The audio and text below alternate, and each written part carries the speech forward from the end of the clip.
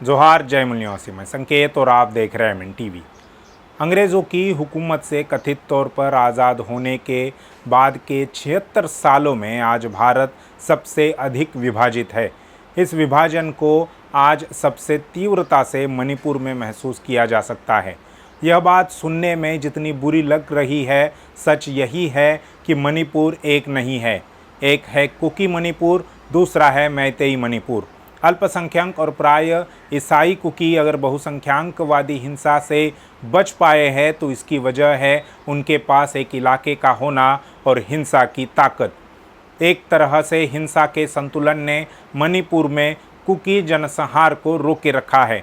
मणिपुर का विभाजन कितना गहरा है इसका अंदाज़ा सिर्फ इस बात से होता है कि मणिपुर पुलिस को कुकी लोग मैतेई पुलिस मानते हैं और मैतेई असम राइफल्स पर विश्वास नहीं करते। मणिपुर में इतनी भारी हिंसा के बाद भी आखिर क्यों फौज को हालात संभालने के लिए नहीं बुलाया जा रहा? क्योंकि मैतेई दहशतगर्द समूह ऐसा नहीं चाहते। यह कैसी विडंबना है कि भारतीय समाज पार्टी के जो लोग बंगाल जैसी जगह में केंद्रीय सुरक्षा बल की मांग करते हैं, जो कश्मीर को फौजी बूटों से कुचल देना चाहते हैं, वे कह रहे हैं कि मणिपुर में सेना का क्या काम? क्या सेना अपने ही लोगों पर गोली चलाएगी? लेकिन क्या सेना का काम केवल गोली चलाकर ही होता है? मणिपुर की पुलिस असम राइफल्स के खिलाफ रिपोर्ट दर्ज कर रही है। मिजोरम ने चीन कुकी लोगों को शरण दी है क्योंकि मिजो लोगों के मुताबिक वे उनके अपने हैं। वहाँ रहने वाले मैतेई लोगों को अपनी हिफाजत खुद करने को कह दिया गया है। इसके बदले असम में रह रहे मिजो लोगों को भी चेतावनी दी गई है। मेघालय के खासी समुदाय के संगठनों ने साफ किया है कि मणिपुर के किसी भी व्यक्ति को मकान नहीं दिया जाएगा। नागा लोगों ने पहले खुद को कुकी मैतेई द्वंद्व से अलग रखने का ऐलान किया, मानो मैतेई बहुसंख्यकवाद उनके लिए चिंता का विषय तब तक नहीं हो सकता जब तक कि उनके खिलाफ हिंसा न हो, और वह हो गई। मणिपुर का विभाजन परिवारों का विभाजन भी है। कुकी मैतेई मिश्रित परिवारों में भी लोग सुरक्षित महसूस नहीं करते। कुकी पत्नी को कुकी इलाके में भेज दिया गया है। मैतेई मां के साथ होने के बावजूद एक जख्मी बच्चे को, जिसका पिता कुकी था, उसकी मां के साथ मैतेई लोगों ने उसे मार डाला है। मणिपुर में हर समुदाय नागरिकता के रजिस्टर की मांग कर रहा है। हर कोई बाहरी की तलाश कर रहा है, ऐसा बाहरी जिसे उसके बराबर अधिकार नहीं होंगे। असम में नागरिकता के रजिस्टर ने 16 लाख से ज़्यादा बाहरी पैदा कर दिए हैं, लेकिन उससे संतोष नहीं हुआ। नए रजिस्टर की मांग की जा रही है। असम के मुख्यमंत्री असम में लगातार विभाजन कर रहे हैं, बंगाली मुसलमानों और ठेठ असमिया लोगों के बीच में। उत्तर प्रदेश के लोगों को समझाया जा रहा है कि उन्हें केरल जैसे नहीं बनना है, न बंगाल जैसा। हिंदी भाषी क्षेत्र में केरल के प्रति घृणा, तमिलनाडु के प्रति घृणा का प्रसार भारतीय जनता पार्टी की राजनीति का ही एक हिस्सा है। जम्मू कश्मीर को तोड़ा जा चुका है। भारत के शेष हिस्से के लोगों को यह समझाया गया है कि यह उस राज्य में मुसलमान प्रभुत्व को खत्म करने के लिए अनिवार्य था। इस विचारधारा के मुताबिक कथित हिंदू संख्या का प्रभुत्व तो ठीक है, लेकिन मुसलमान संख्या खतरा है। इसलिए भारत के हर चुनाव क्षेत्र का पुनर्निर्धारण इस प्रकार से किया जा रहा है कि मुसलमान संख्या का असर ही खत्म कर दिया जाए।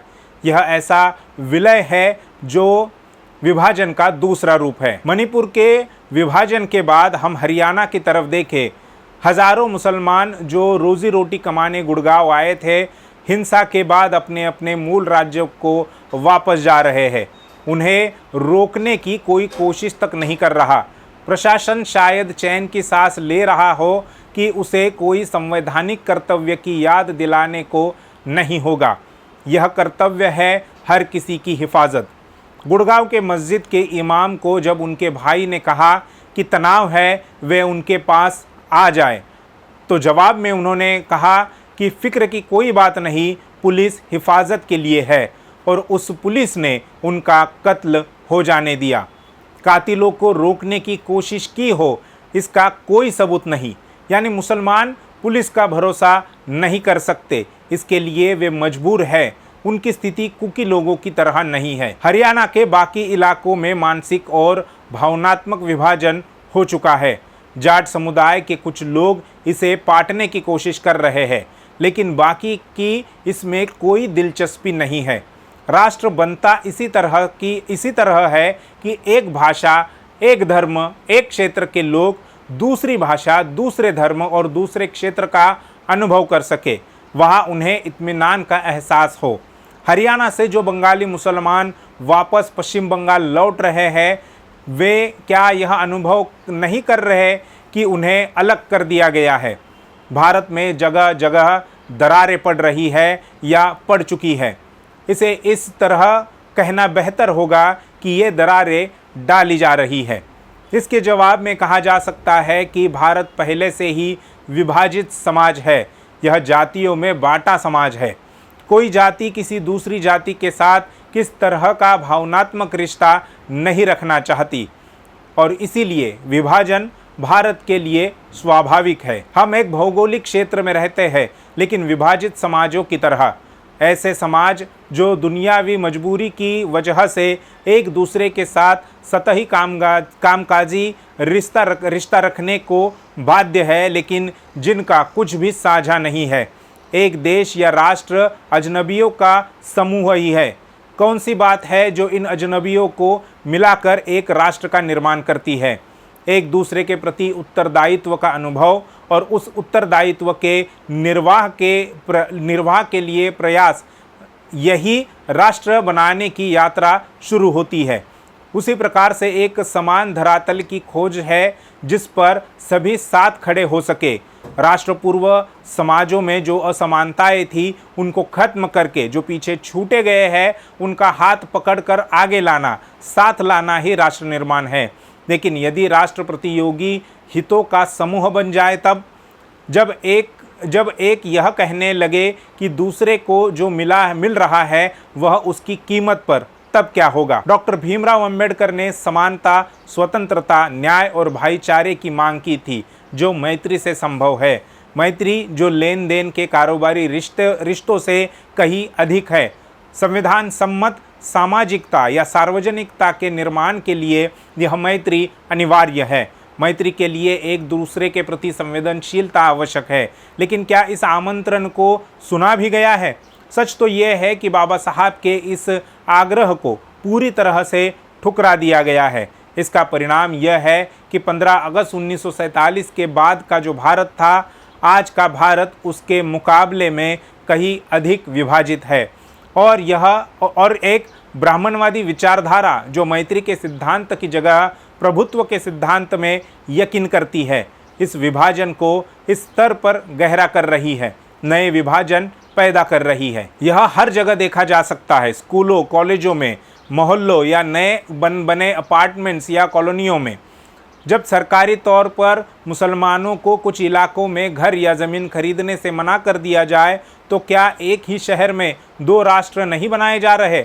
जब मुसलमानों को कहा जाए कि वे अपने त्यौहार नहीं मना सकते, वे नमाज नहीं पढ़ सकते, जब ईसाइयों को प्रार्थना करने से रोका जाने लगे, तो इन्हें क्या कहा जा रहा है कि वे अपनी जगह खोजें। वे साथ नहीं रह सकते या रहे तो मातहतों की तरह। यह विभाजन है। किसी अनुसूचित जाति के बच्चे को मटके से पानी पीने की वजह से मार दिया जाता है। क्या यह विभाजन नहीं है? भौगोलिक विभाजन की शुरुआत मानसिक और भावनात्मक विभाजन से ही शुरू होती है। भारत में एक ही नहीं, कई विभाजन किए जा रहे हैं।